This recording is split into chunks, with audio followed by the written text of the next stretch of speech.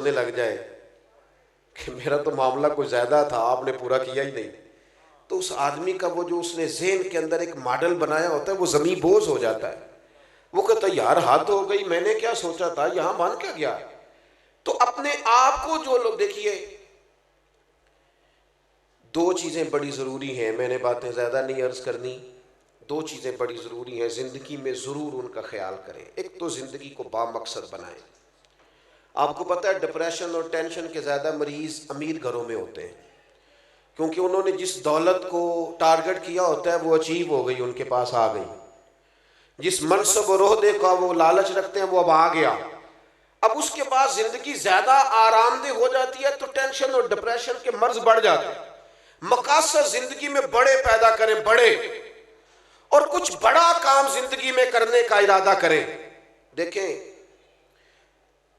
अल्लाह के रसूल सल्लल्लाहु ताला अलैहि वसल्लम ने फरमाया, जिस बंदे ने दरख्त लगाया ना ज़मीन पे, जब तक कोई चरिंदा परिंदा या इंसान नफ़ा उठाएगा ना, अल्लाह लगाने वाले को अजर अता करेगा। हमारी ना ये सोच कभी नहीं बनती कि यार चलो मैंने अपने घर के अंदर इतनी मेहनत की है, और जो 1.25 करोड़ 1.5 करोड़ का घर बनाया उसके बाहर ना बिल्कुल गली में पानी खड़ा होता है। जिसने इतना रकम वहां खर्च कर ली है वो अगर चंद हजार यहां भी लगा देता रफ़ाए आमा के लिए, आप हजरत से पूछ लीजिएगा, लोगों को खाना खिलाने का भी बड़ा नफा है और लोगों का रास्ता कुशादा करने का भी बड़ा नफा है। लोगों के लिए किसी किस्म का भी इसाले सवाब हम करते हैं, हमारे यहाँ मुरवजा तरीके के मुताबिक कर दिया जाता है, बड़ा अच्छा है, वो भी बड़ा उम्दा है। लेकिन जब हज़रत साद ने आके अर्ज़ की थी, या रसूल अल्लाह सल्लल्लाहु ताला अलैहि वसल्लम, मेरी वालदा का इंतकाल हो गया है और अम्मा गुलाम आज़ाद करना चाहती थी, तो हुजूर मैं अगर किसी की गर्दन छुड़ा दूं, गुलाम आज़ाद करा दूं, गर्दन पिस जाता है वो बंदा जिसने किसी का कर्जा देना होता है। तू ये माना इससे ले ले, इस रवायत से ये वाला माना कर ले। कहा अगर मैं गुलाम आज़ाद कर दूं तो मेरी अम्मा को फायदा होगा, तो करीम ने फरमाया जरूर आज़ाद कर, रब तेरी अम्मा को उसका अजर अता करेगा। चल तू भी किसी का कर्जा माफ़ कर दे अम्मा के साले सवाब के लिए। चल वो जिसको तूने एडवांस दे के रखा हुआ है ना मुलाजमत पे, और तनख्वाह भी पूरी नहीं देता और बेचारा जा भी नहीं पाता, छोड़ दे उसके पैसे एडवांस के, उसे आज़ाद कर दे, उसका सवाब भी तेरी वालदा को जाएगा।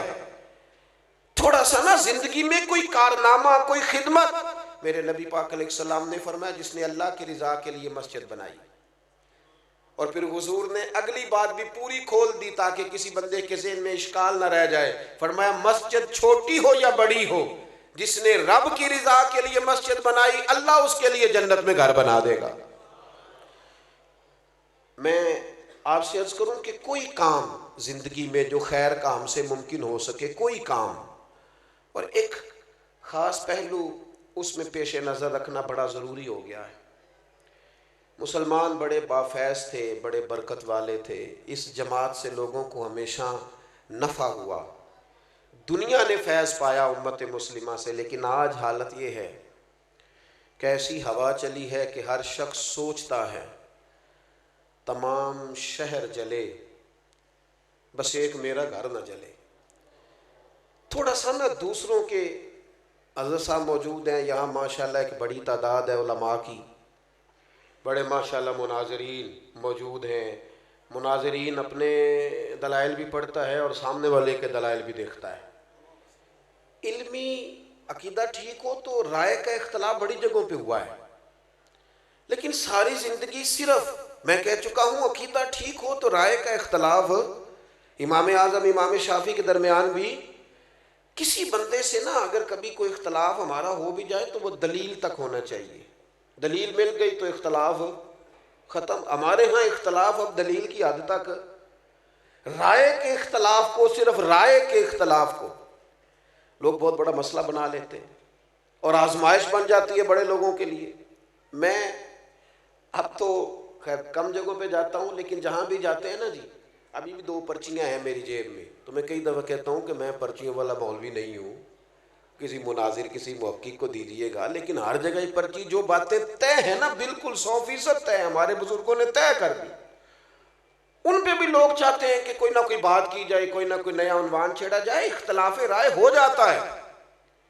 जो बाबरकत लोग होते हैं वो सारी ज़िंदगी किसी एक पहलू पर ही चीज़ों को तय करते ही नहीं गुजारते, वो आगे भी बढ़ते, वो कुछ काम भी करते।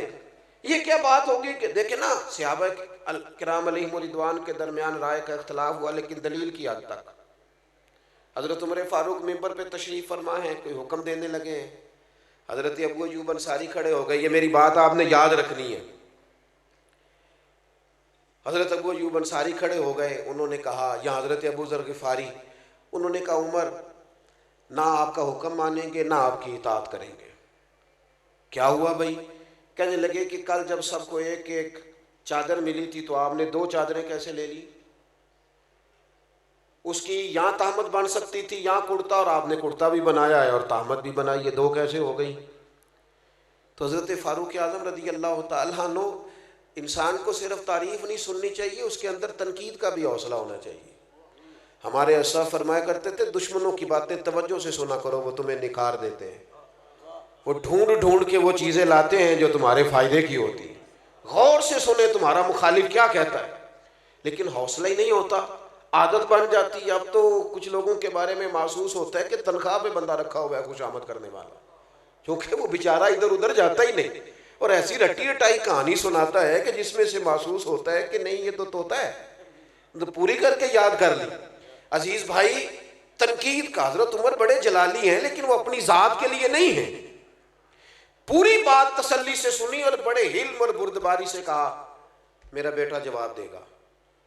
हजरत अब्दुल्लाह इब्न उमर या आपके बेटों में से कोई खड़ा हुआ और उन्होंने कहा, हुजूर आपने हुक्म दिया है तो मैं अर्ज़ करता हूँ। कहने लगे, चूँकि माले गनीमत में चादरें तकसीम हुई थी और सबको एक एक मिली थी, तो एक मेरे वालिद को मिली थी, तो एक मुझे भी तो मिली थी ना। मैंने सैयदना उमर को दे दी और उनका कुर्ता भी बन गया और तहमत भी बन गई।